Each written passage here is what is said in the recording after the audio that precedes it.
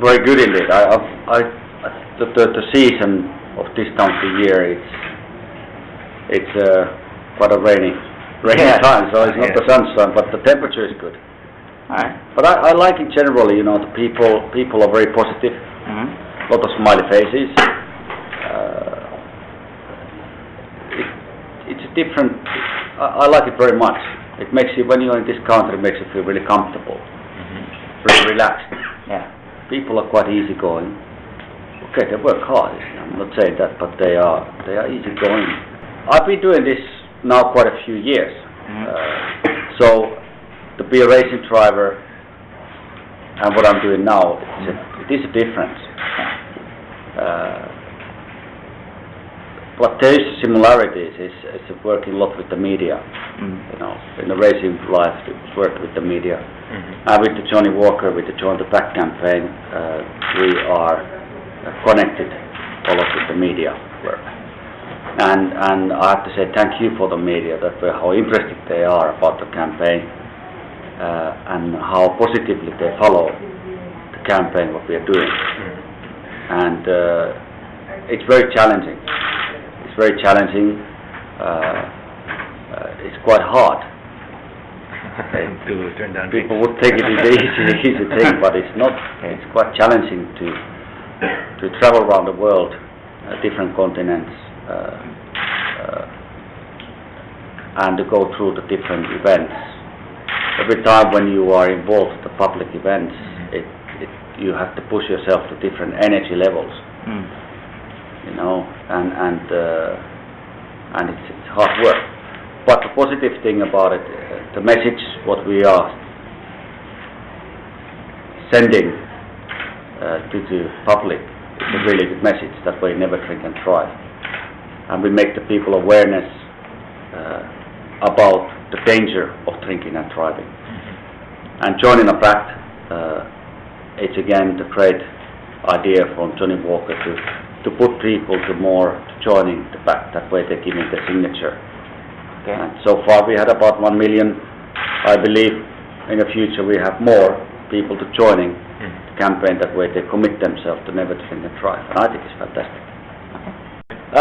So it's been 10 years now since if I'm counting right, it's been 10 years since you retired. Yes, that's true. Yeah. What do you think of the current crop of drivers in F1 right now? I think the drivers are very, very good drivers. Their development is really good. How they're able to make their fitness. The technology what the computer's providing for the drivers to study to be better racing drivers is fantastic. Materials are getting better. The teams have more and more and more knowledge because they can gather more information from the past, so the drivers can use that. So I think the drivers are great drivers, very competitive drivers these days. Do you think the technology makes it easier to be an F1 driver now, or much more difficult? The technology always is challenging. More you have to work with in terms of technology, more harder it is for the one person to operate. If you have a system in a car, you have 100 people doing a research and developing this one system, it's fine. But who is using this system, that's only the person who will give the information to these 100 people, what do I want from this system. So the driver's position to give this information, it's very challenging, it's not easy. And every racetrack is different, every condition is different. So it is very challenging to have more things to work with. Okay. So if there is actually one race that you would like to have a chance to, re-race or redo, which one would it be from your career? To do it again, you mean? Yeah, do it again. To do it again, maybe get a different result. There's many races. If I could do it again, there is certainly many ways, and that is all about getting more experience. And more you're getting experience, more you do things differently. Okay. When I started my career in Formula One, I did a lot of mistakes. Because I was unexperienced.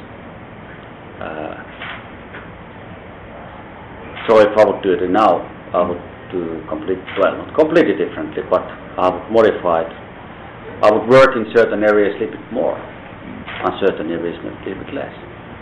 To combine everything at a certain level that you found the right harmony. But to put the particular Grand Prix on to name particular Grand Prix, it would be quite difficult. But it was a 1 year, I think, in 1995 we went to race in Montreal.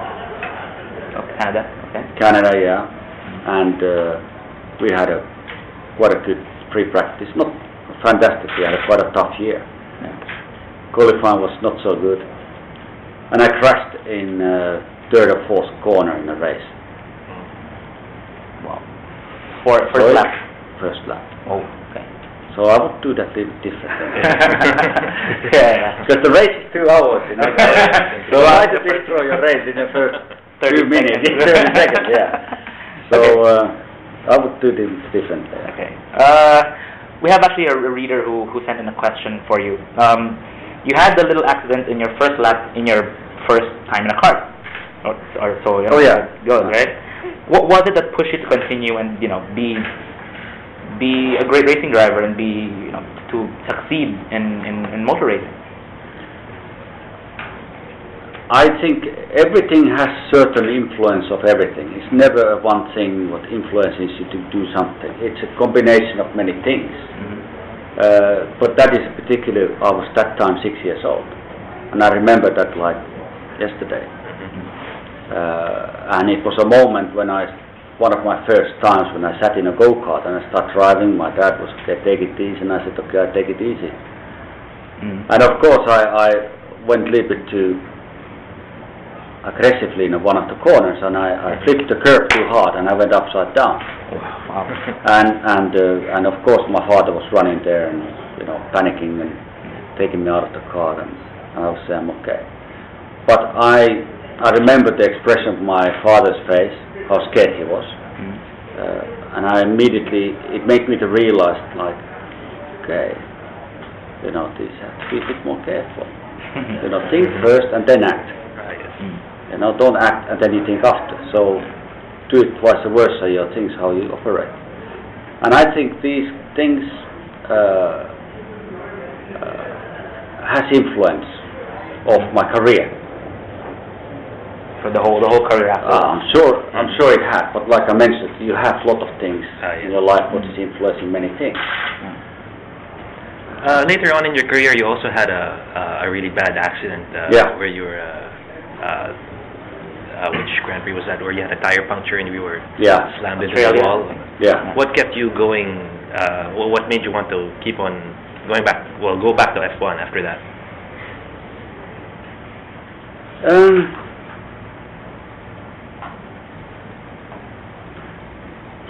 I think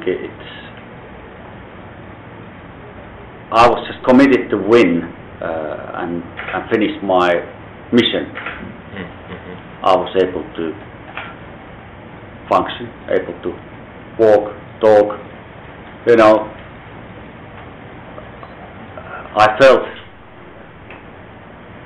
I was okay. Even I was not 100% okay, but of course I lost physically. I lost because of accident. Lost a lot of physical power, physical strength. Damaged my hearing for a certain amount. So there was little things, but there were nothing severe. Things like I couldn't walk properly anymore or move my hands or nothing like that.